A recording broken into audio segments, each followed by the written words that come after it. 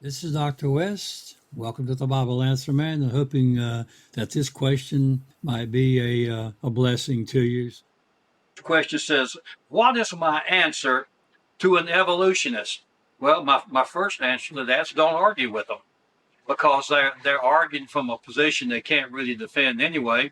Inherently, these people understand that they've accepted a lie. That it just seems intellectually well today to move on this and to accept the evolution agenda as fact. But I wouldn't argue with them at all. But you can give us your opinion if they have a right to their opinion. You certainly have a right to yours. So in the first place, the oldest criteria in the world that comes against evolution is the creation story, and that's found in Genesis chapter 1, where it says, "In the beginning, God."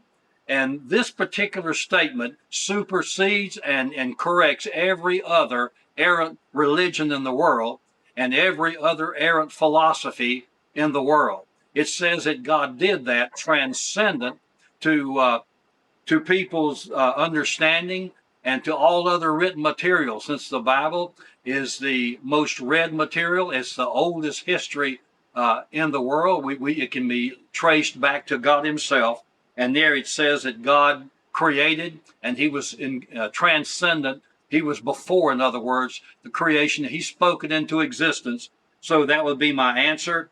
And thirdly, if you want to give them some kind of logic to answer it, just give them this: the fact that there's not enough time since the creation, in what they would say the evolutionary process, for things to have evolved to the point where we are now. It's impossible. Science has proven to accept an evolutionary theory with a time frame in a closed system, which the universe is a closed system. There's just not enough time. And secondly, equally as important, and maybe even more astounding in your argument, is the fact that there's not enough elements to prove an elementary, rather an evolutionary acceptance. So we couldn't have what we have today based on an evolutionary model. Only a creation model could adhere to that.